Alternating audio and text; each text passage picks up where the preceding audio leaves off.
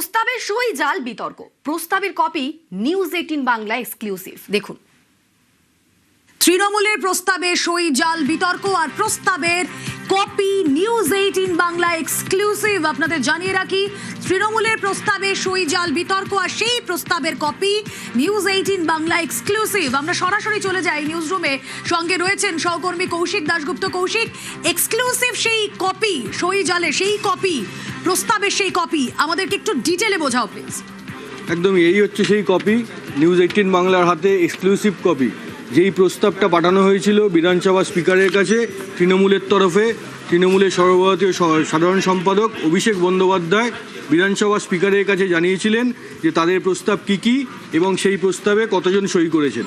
প্রস্তাবটা ছিল যে তৃণমূলের তরফে ঠিক করা হয়েছে বিরোধী দলনেতা হিসাবে শোভনদেব চট্টোপাধ্যায়কে, leader of opposition deputy leader Asima Patra এবং নয়না বন্দ্যোপাধ্যায়, চিফ হুইপ ফিরহাদ হাকিম, এবং এই প্রস্তাবেকে সম্মতি জানিয়ে সই করেছেন 70 জন বিধায়ক। কিন্তু এই যে সই, সেই সইটা কি জাল সই না সত্যিকারের সই, এই নিয়েই এখন বিতর্ক তুঙ্গে। কারণ তৃণমূলেরই 2 বিধায়ক অভিযোগ করেছেন যে সই যাদের করা হয়েছে, দেখুন তাদের মধ্যে অনেকের সই লেখা রয়েছে ক্যাপসে অথবা ব্লক লেটারে, যেটাকে আমরা ক্যাপসে বলি, মানে বড় হাতের অক্ষরে লেখা সইটা রয়েছে ব্লক লেটারে, এবং তাতেই বিতর্ক তৈরি হয়েছে এটা কি জাল সই না সত্যিকারের সই। তৃণমূলের 2 বিধায়ক ঋতব্রত এবং সন্দীপন সাহা, এরা দুজনে বিধানসভা স্পিকারকে এই অভিযোগ করেছেন এবং দেখা যাচ্ছে তাতে 13 বিধায়কের নাম ব্লক লেটারে লেখা।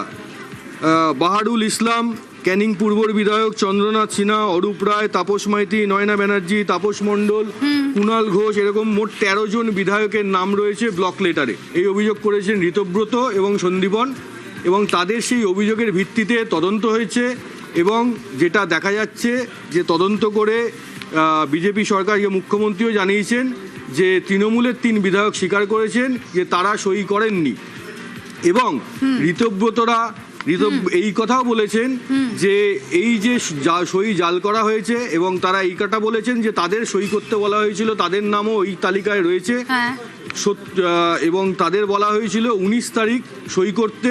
আমরা কৌশিক সঙ্গে থাকো নিউজ 18 বাংলা এক্সক্লুসিভলি কি বললেন ঋতব্রত একবার শুনি।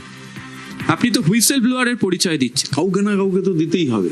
এই চিঠিটা আপনি এবং সন্দীপনই দিয়েছিলেন স্পিকারের কাছে? আমার ড্রাফটিং করা মেনলি। হঠাৎ করে স্পিকারের কাছে চিঠিটা দেওয়ার প্রয়োজন হলো কেন? কাকে দেবো? একটা পার্টি নির্বাচনে হেরে গেছে, নির্বাচনে হেরে গিয়ে বলছে আমরা হারিনি, আমরা জিতেছি। তাহলে একটা পার্টি যদি হেরে গিয়ে জেতে, তাহলে আমরা যারা জিতেছি তাহলে আমরাই বা জিতলাম কি করে? সব জোর করে হারিয়ে দেওয়া হয়েছে, বলা হচ্ছে সবাই মিলে উঠে দাঁড়ান। এই গোটা লড়াইয়ের যিনি নেতা তাকে উঠে দাঁড়িয়ে সম্মান জানান। তিনি কে? অভিষেক বন্দ্যোপাধ্যায়, পার্টির সাধারণ সম্পাদক। রেজলিউশন হয়েছিল অভিষেক বন্দ্যোপাধ্যায়কে উঠে দাঁড়িয়ে স্ট্যান্ডিং ওভেশন দেওয়ার। পরিষদীয় দল দিয়ে কোনো রেজলিউশন হয়নি। 19 তারিখের মিটিং এ বলা হলো সইয়ের নিচে 6 তারিখ ডেট দেবেন। আপনি বলতে পারেন যে আপনি কেন প্রতিবাদ করলেন না? তৃণমূলের ভেতরে প্রতিবাদ করার স্কোপ খুব কম। এই প্রেশারটা আস্তে আস্তে বাকিদের মধ্যে দেখা যাচ্ছে যে সঞ্চারিত হচ্ছে, তা তার মধ্যে কারা কারা আসছে?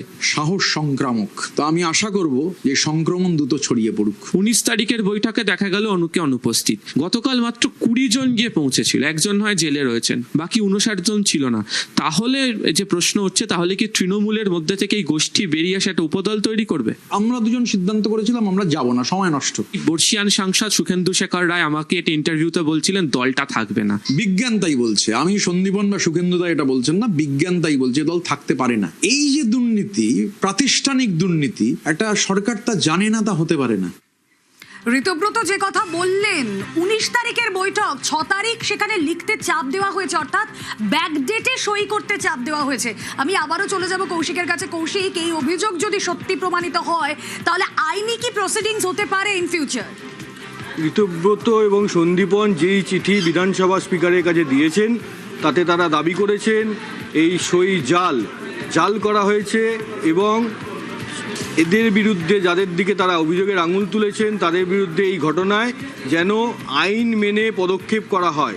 এখন আইন কি বলছে? ভারতীয় ন্যায় সংহিতায় যদি দেখা যায় যে সই জালের অভিযোগ প্রমাণিত হয়, সই জালের অভিযোগ প্রমাণ মানে কোনো বিধায়ক যদি সই জাল করে থাকেন, অথবা কেউ যদি নির্দেশ দিয়ে বা তাকে চাপ দিয়ে বাধ্য করা, মানে বলে থাকেন যে যার নির্দেশে তিনি সই জাল করেছেন, তিনিও কিন্তু দোষী প্রমাণিত হতে পারেন। এবং সেই দোষী যদি প্রমাণিত হয়, তাহলে কিন্তু সেটা গুরুতর অভিযোগ হিসাবে গণ্য করা হবে এবং অন্তত 2 বছরের জেল হতে পারে। এবং সেটা যদি হয়ে থাকে তাহলে 1951 সালের জনপ্রতিনিধিত্ব আইনের 8 ধারা অনুযায়ী বিধায়ক পদ কিন্তু খারিজ হয়ে যেতে পারে। আইনে এরকমই সংস্থান রয়েছে।